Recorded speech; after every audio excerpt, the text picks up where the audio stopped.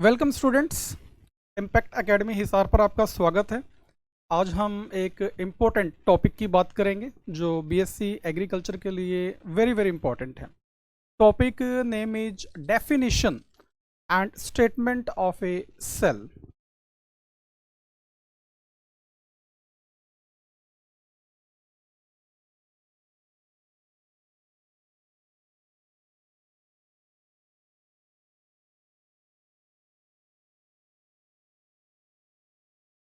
What is the exact definition of cell?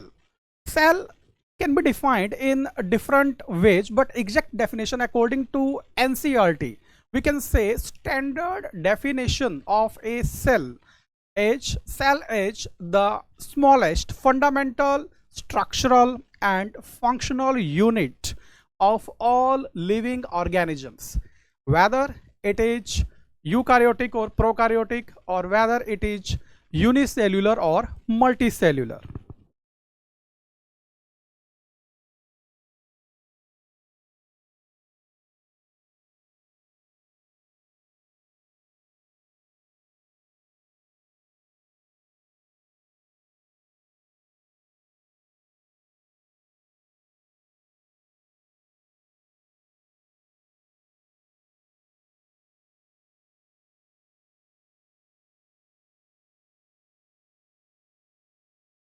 Cell is the smallest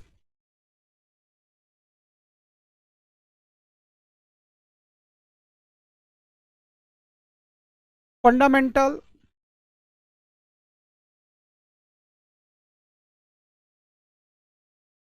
structural and functional unit of all living organisms.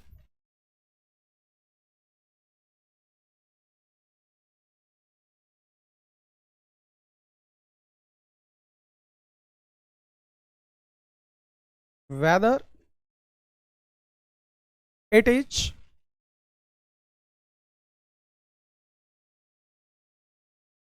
prokaryotic or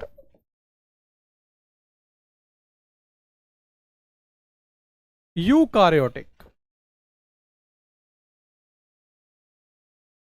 and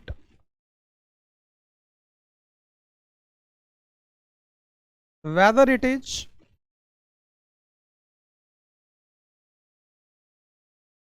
unicellular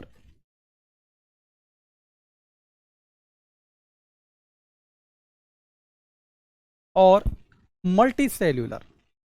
चाहे organism जीव multicellular है, चाहे वो unicellular है, चाहे वो prokaryotic है, चाहे वो यूकार्योटिक है, सभी लिविंग ऑर्गेनिजम्स इस पृथ्वी पर, इस धरती पर जितने भी लिविंग ऑर्गेनिजम्स हैं वो किसके बने हुए हैं? सेल के बने हुए हैं। बट यहाँ पर जो हमें इंपॉर्टेंट कंसेप्ट एनालाइज करना है वो कंसेप्ट यहाँ पर ये है कि यहाँ पर कुछ इंपॉर्टेंट टर्म्स मेंशन की गई है, like smallest, fundamental, structural and functional, prokaryotic, eukaryotic and unicellular and multicellular. हम सेल को स्मॉलेस्ट ही क्यों मान रहे हैं? हम सेल को smallest fundamental structural functional unit क्यों बोलते हैं? हमने किसी और दूसरी यूनिट को, दूसरी एंटिटी को या किसी और स्ट्रक्चर को हमने लिविंग का स्ट्रक्चरल और फंक्शनल यूनिट क्यों नहीं बोला? लिविंग ऑर्गेनिजम्स को हमने यहाँ पर सेल के साथ ही कन्फाइंड क्यों किया है? के बारे में हम आगे बात करेंगे। First term is smallest.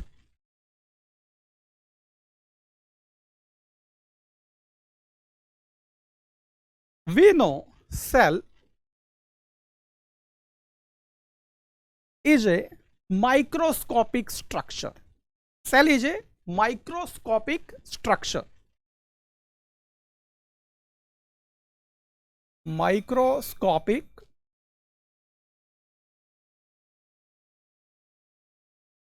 structure. It means a single cell cannot be seen without aid of microscope. Microscope की हेल्प के बिना हम एक सिंगल सेल को नहीं देख सकते, ठीक है। तो कंसेप्ट यहां पर ये आ रहा है कि सेल यहां पर माइक्रोस्कोपिक है, but cell also contains different types of ultra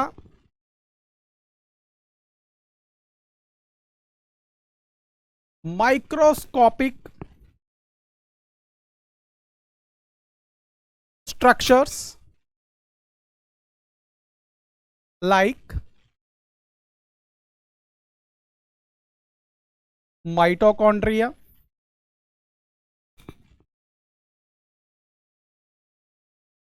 endoplasmic reticulum,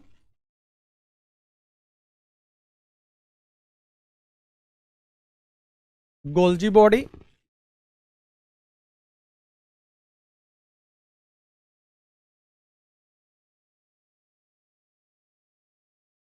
lysosomes,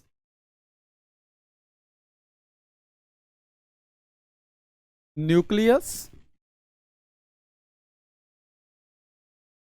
ribosomes, mainly mitochondria, endoplasmic reticulum, Golgi body, lysosomes, nucleus, except ribosomes. All these organelles are membrane covered organelles, and these membrane covered organelles are present in eukaryotic cell. Ribosome is organelle which is not covered by any membrane. So ribosomes are present in both type of cells, prokaryotic और eukaryotic. यहाँ पर इतना clear है कि जो mitochondria है वो cell के अंदर प्रेजेंट है, ठीक है। तो इसका मतलब ये है कि जो माइटोकॉन्ड्रिया है उसका जो साइज है वो सेल से छोटा है. एंडोप्लाज्मिक रेटिक्यूलम ये भी कहाँ प्रेजेंट है, सेल के अंदर प्रेजेंट है, ठीक है। इसका जो साइज है, इसका जो मेजरमेंट है वो सेल के कंपैरिजन में क्या छोटा, तभी सेल के अंदर प्रेजेंट है, ठीक है। जो गोल्जी बॉडी है, लाइसोसोम्स है, ये सभी सेल के अंदर प्रेजेंट है. तो अल्टीमेटली हम ये कह रहे हैं कि ये सभी स्ट्रक्चर सेल से क्या है, छोटे हैं, तभी ये सेल के अंदर क्या है, प्रेजेंट है. तो कंसेप्ट ये आ रहा है कि हमने माइटोकॉन्ड्रिया को यहां पर फंक्शनल यूनिट क्यों नहीं बोला, या एंडोप्लाज्मिक रेटिकुलम या राइबोसोम्स को हमने यहां पे स्ट्रक्चरल यूनिट क्यों नहीं बोला, या न्यूक्लियस को हमने यहां पे फंक्शनल या स्ट्रक्चरल यूनिट क्यों नहीं बोला, या गोल्जी बॉडी को या लाइसोसोम्स को हमने यहां पे स्ट्रक्चरल या फंक्शनल यूनिट क्यों नहीं बोला. हमने यहां पर जो इंटरनेशनल लेवल की अगर हम बात करें, अकॉर्डिंग टू एनसीईआरटी अगर हम बात करते हैं, तो जो सेल है उसको ही हमने fundamental smallest structural and functional unit क्यों माना है. किस क्राइटेरिया के बेसिस पे हमने इस डेफिनेशन को एक्सेप्ट किया है, आज उस क्राइटेरिया की हम बात करेंगे. ठीक है, पहला कंसेप्ट लेते हैं माइटोकॉन्ड्रिया को.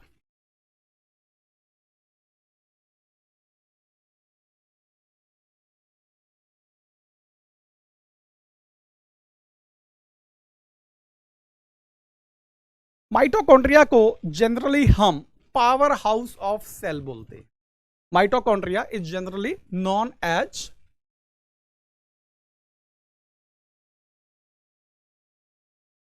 Power house of a cell. और मेनली जो ये सेल है, ये सेल कौन सा है, यूकार्योटिक, क्योंकि प्रोकार्योटिक सेल के अंदर मेम्ब्रेन कवर्ड ऑर्गेनेल्स क्या होते हैं, एब्सेंट होते हैं. यूकार्योटिक सेल हम जानते हैं जितने भी फंक्शंस हैं यूनिवर्स में, जितने भी फंक्शंस हैं, चाहे वो सेल के हैं, लिविंग से रिलेटेड है, नॉन लिविंग से रिलेटेड है, अल्टीमेटली उनको क्या चाहिए, एनर्जी. ठीक है, पावर. ठीक है, और जो लिविंग सिस्टम में जो एनर्जी करेंसी है, जो मेनली एनर्जी है, वो किस फॉर्म में होती है, एटीपी. किस फॉर्म में होती है, एटीपी, एडिनोसाइन ट्राइफॉस्फेट.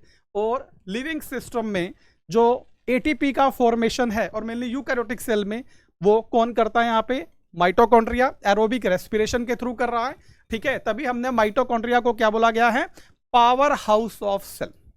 यानी अल्टीमेटली जितने भी फंक्शंस हैं उसके लिए क्या चाहिए? एनर्जी। और एनर्जी के लिए लिविंग ऑर्गेनिजम्स किसके ऊपर डिपेंड कर रहा है? किसके ऊपर डिपेंड कर रहा है? माइटोकॉन्ड्रिया पे। इसका मतलब ये है कि हम कहना चाहे तो माइटोकॉन्ड्रिया को क्या बोल सकते हैं? Functional unit of living organisms. Functional unit of living organisms. ठीक है, बट यहां पर ये मेंशन करेंगे, क्या ये ठीक है? क्या ये ठीक है? अगर ये ठीक होता तो हर डेफिनेशन में इसको एक्सेप्ट किया जाता। ठीक है, हम ऐसा अपने लेवल पे ये कह सकते हैं, एक कोरिलेशन हम कर सकते हैं कि भाई एटीपी चाहिए सभी फंक्शंस को परफॉर्म करने के लिए। एटीपी कौन प्रोड्यूस कर रहा? माइटोकॉन्ड्रिया। यानी अल्टीमेटली जितने भी फंक्शंस है वो किसके ऊपर डिपेंड हो रहे हैं? माइटोकॉन्ड्रिया के ऊपर। तो एक लॉजिक लगता है कि हम माइटोकॉन्ड्रिया को क्या कह सकते हैं? Functional unit. बट हमने ऐसा नहीं कहा, हमने अपनी डेफिनेशन को कहां पे कन्फाइंड किया है?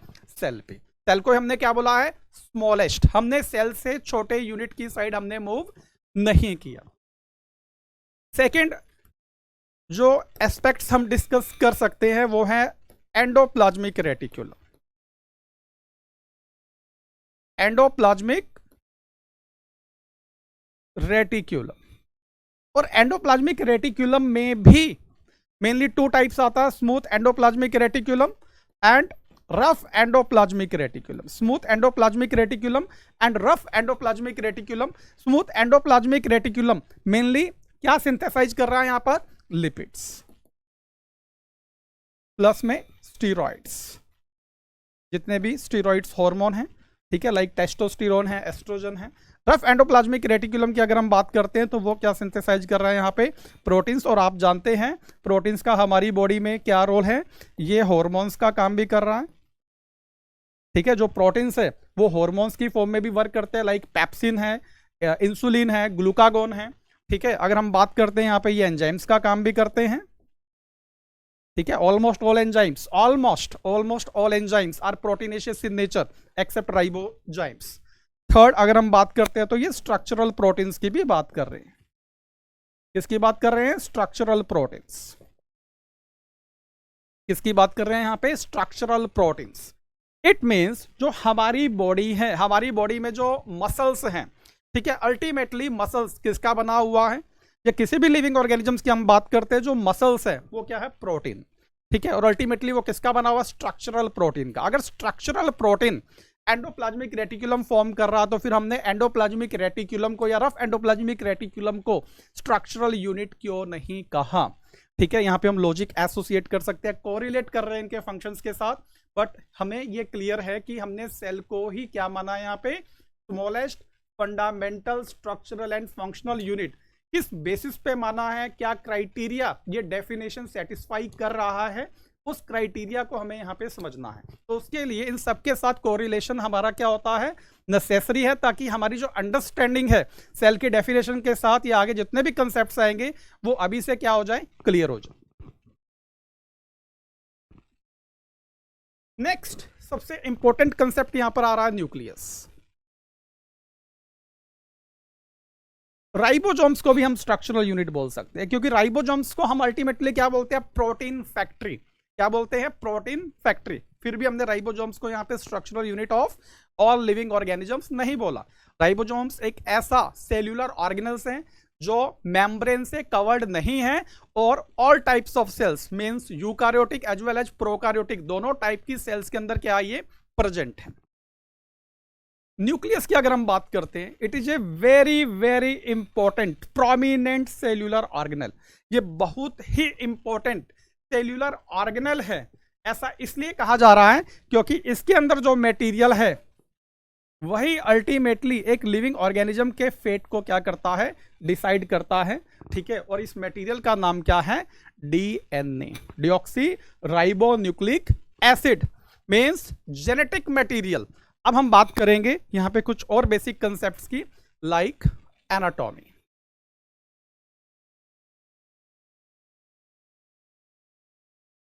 लाइक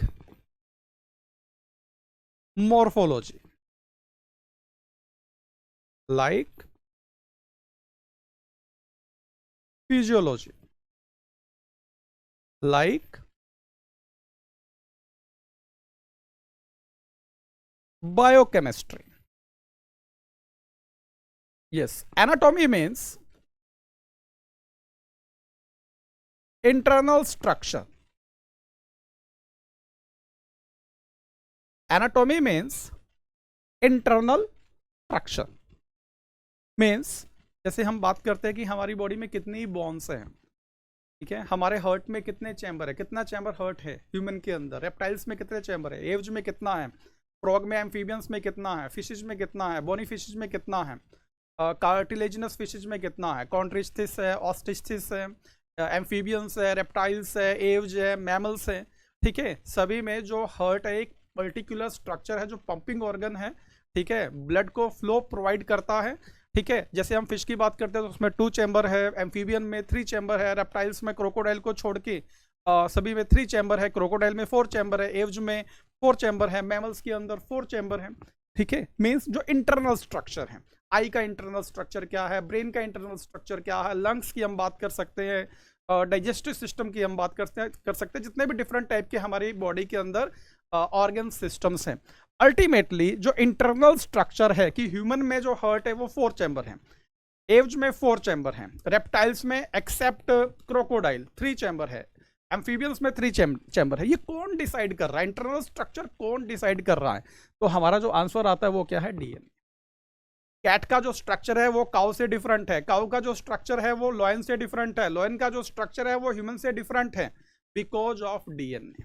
मींस जो एनाटॉमी है जिसको हमने यहां पर क्या बोला है, इंटरनल स्ट्रक्चर, ये कौन डिसाइड कर रहा है, डीएनए. सेकंड अगर हम बात करते हैं मॉर्फोलॉजी, मॉर्फोलॉजी का मींस होता है एक्सटर्नल अपीयरेंस, एक्सटर्नल अपीयरेंस. अब जो एक्सटर्नल अपीयरेंस है, हम एक्सटर्नल अपीयरेंस मॉर्फोलॉजी के बेसिस पे हम एनिमल्स को आइडेंटिफाई करते हैं, ठीक है. बाहरी जो आवरण है, बाहरी जो स्वरूप है, उसको देखकर हम ये आइडेंटिफाई करते हैं इस एनिमल का जनरल नेम क्या है, जनरल इंग्लिश नेम क्या है, ठीक है. काऊ है, बुफेलो है, कैमल है, एलिफेंट है, लॉयन है, हाउस फ्लाई है, मॉस्किटो कौन सा, एनोफ्लीज है. ये सारा जो स्ट्रक्चर रहता है वो क्या रहता है, आउटर अपीयरेंस के बेसिस पे. तो जो एक्सटर्नल अपीयरेंस है या आउटर जो स्ट्रक्चर है जिसको हम बाहरी स्वरूप कह सकते हैं, ये भी अल्टीमेटली कौन डिसाइड कर रहा है, डीएनए, जेनेटिक मटेरियल. फिजियोलॉजी की अगर हम बात करते हैं, फिजिकल एक्सरसाइज आपने सुना होगा, फिजियोथेरेपी आपने सुना होगा. फिजियोलॉजी होता है यहां पे functioning of organs, functioning of organs.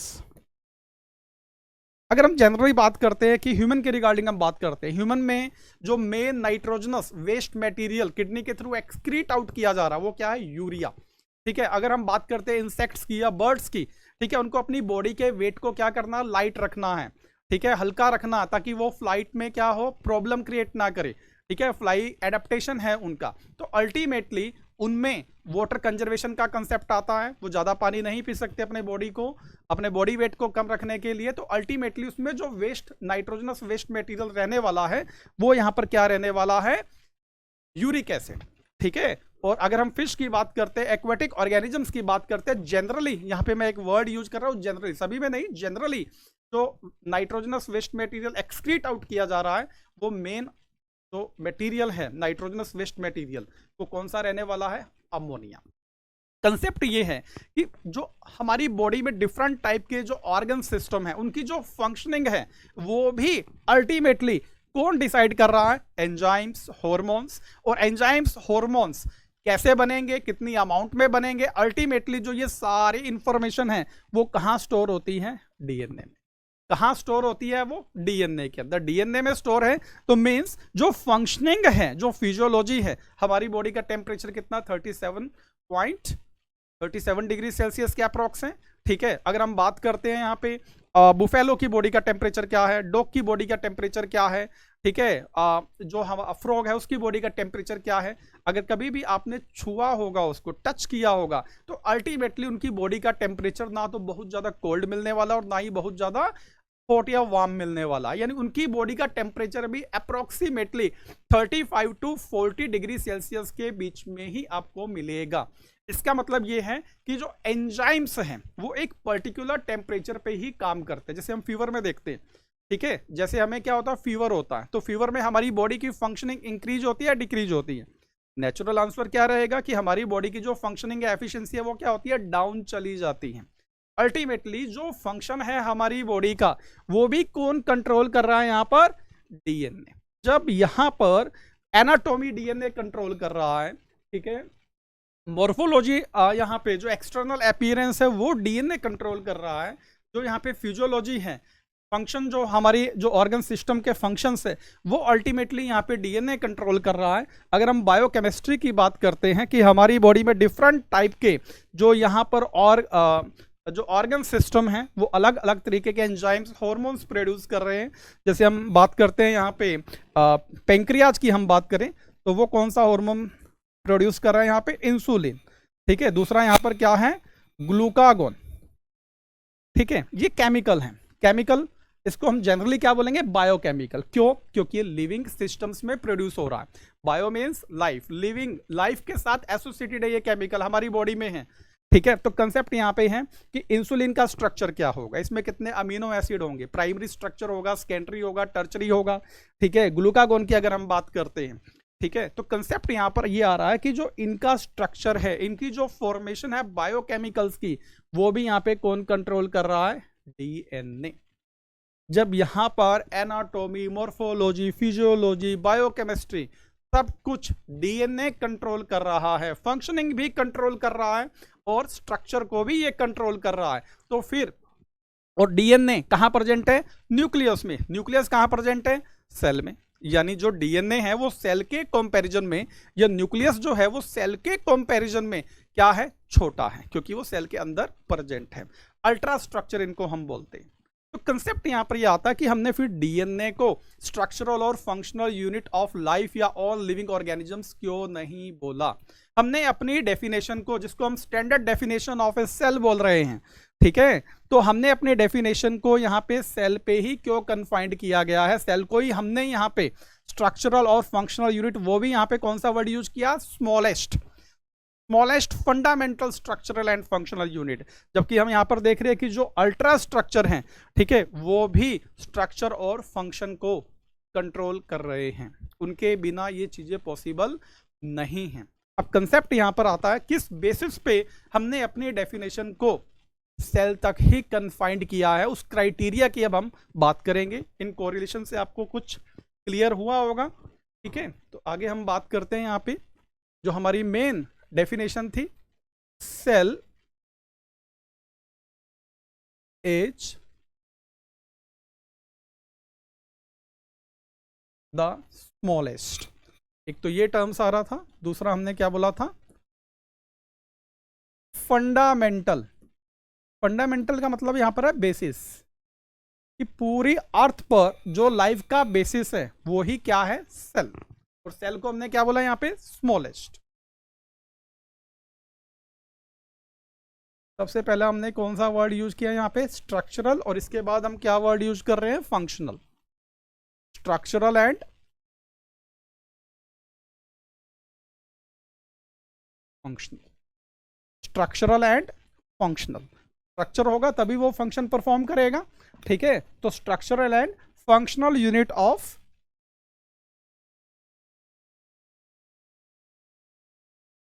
All living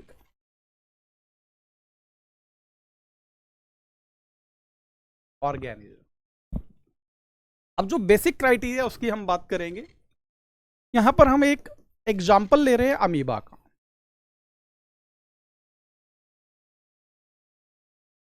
दूसरा एग्जाम्पल हम प्लाज्मोडियम का ले सकते हैं।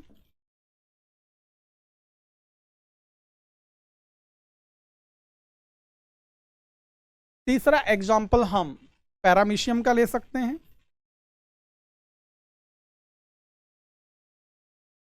और फोर्थ एग्जाम्पल हम ले सकते हैं बैक्टीरिया का।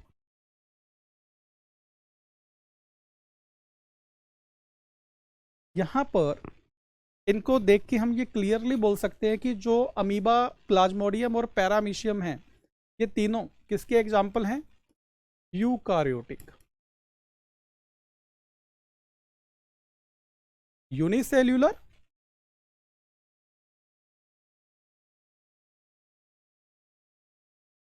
Organism, eukaryotic unicellular organism. अगर हम बैक्टीरिया की बात करते हैं तो बैक्टीरिया यहां पर क्या है? प्रोकारियोटिक। प्रोकारियोटिक, यूनिसेल्यूलर ऑर्गेनिज्म। अब दोनों को देख के हम यहाँ पर क्लियर ये बोल सकते हैं कि जब हम बात कर रहे थे माइटोकॉन्ड्रिया की, जब हम बात कर रहे थे एंडोप्लाज्मिक रेटिकुलम की, या जब हम बात कर रहे थे राइबोसोम्स की, राइबोसोम्स तो दोनों में प्रेजेंट होगा, ठीक है। अमीबा यूकारियोटिक है तो इसमें 70S भी प्रेजेंट होगा और 80S, दोनों टाइप के प्रेजेंट होंगे, ठीक है। जो बैक्टीरिया है इसमें मेनली कौन सा प्रेजेंट होता है? 70S टाइप का प्रेजेंट होता है, ठीक है। राइबोसोम्स को छोड़ के बाकी जितने भी सेल्यूलर ऑर्गेनल्स हैं जो मेम्ब्रेन बाउंड और मेम्ब्रेन कवर्ड सेल्यूलर ऑर्गेनल्स हैं, ठीक है, वो सिर्फ कहां प्रेजेंट होंगे? यूकारियोटिक ऑर्गेनिजम्स में। प्रोकारियोटिक में एब्सेंट होंगे। इसलिए हमने सभी सेल्यूलर ऑर्गेनल्स जो मेम्ब्रेन कवर्ड या मेम्ब्रेन बाउंड है उनको हमने क्या कर दिया? अपने डेफिनेशन से बाहर निकाल दिया, यानी वो इस डेफिनेशन की रेस से ही बाहर हो गए, ठीक है। हम उनको स्ट्रक्चरल या फंक्शनल यूनिट इसलिए नहीं बोल सकते क्योंकि वो यूनिवर्सल नहीं है।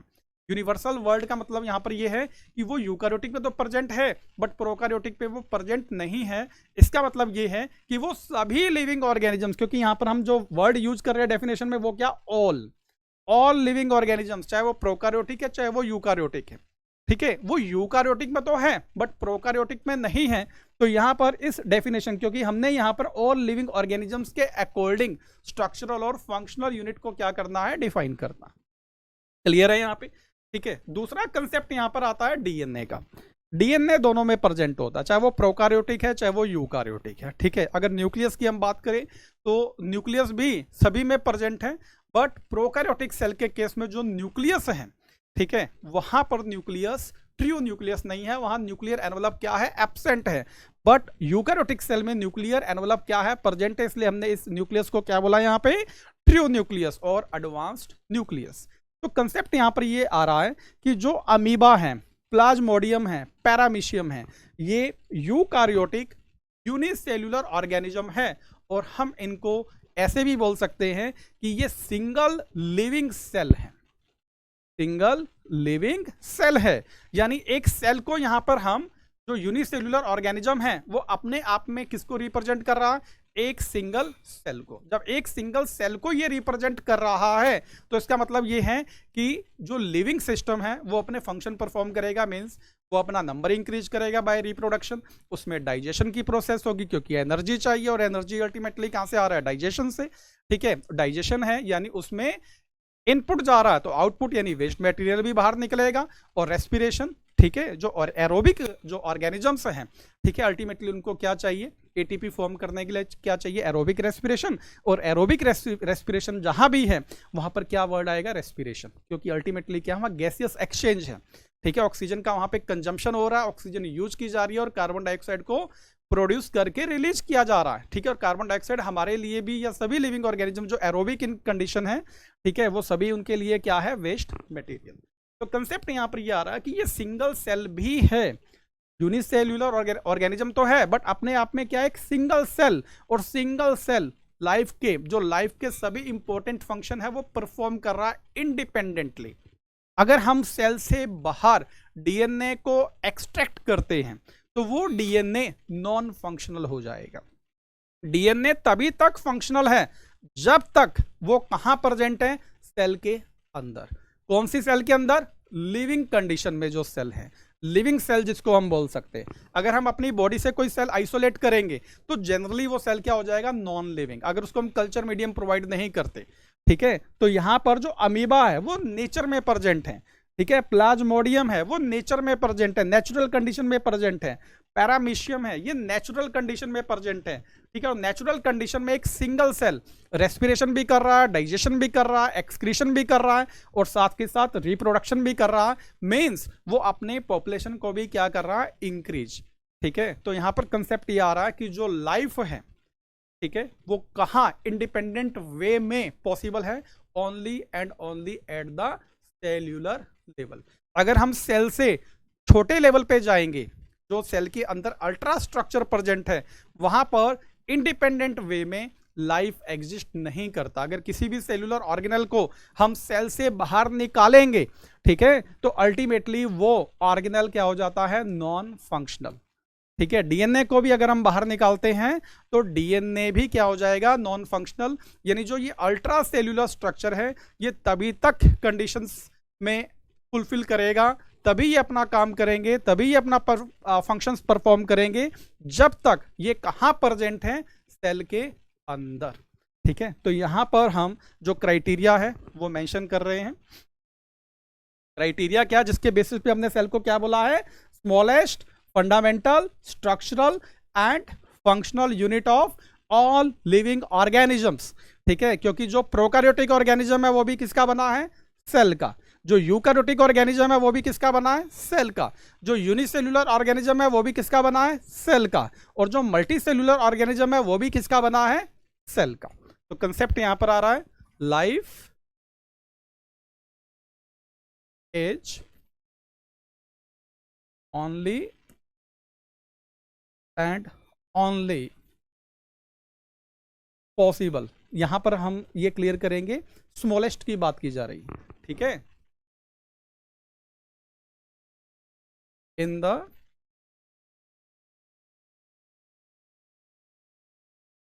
टर्म्स ऑफ स्मॉलेस्ट स्ट्रक्चर, क्योंकि हम यहां पर क्या, मल्टी सेल्यूलर। ठीक है, हम भी इंडिपेंडेंट है।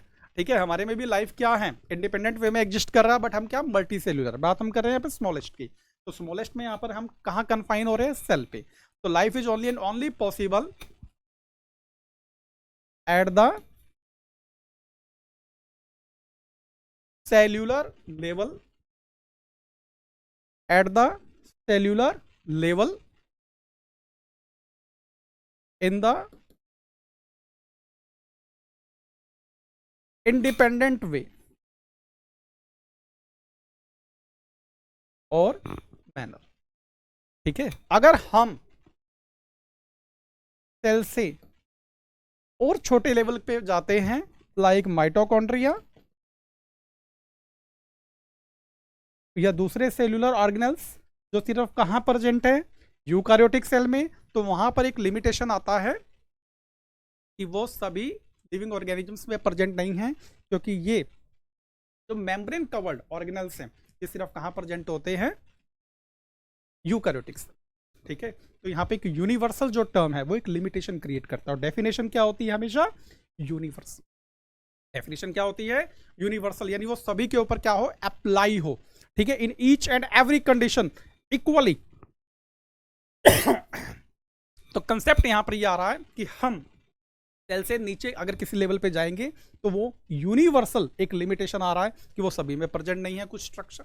ठीक है, दूसरा क्या है, वो इंडिपेंडेंट वे में एग्जिस्ट नहीं कर पा रहे। तो जो एग्जैक्ट क्राइटेरिया है वो हमें क्या चाहिए, life existence at independent level. ठीक है, इंडिपेंडेंट वे और इंडिपेंडेंट मैनर। उम्मीद है कि आपको जो सेल की बेसिक स्टैंडर्ड जो इंटरनेशनली एक्सेप्टेड डेफिनेशन है वो आपको क्लियर हुई होगी। ठीक है, अगर कोई डाउट है तो आप कमेंट कर सकते हैं। ठीक है, थैंक यू।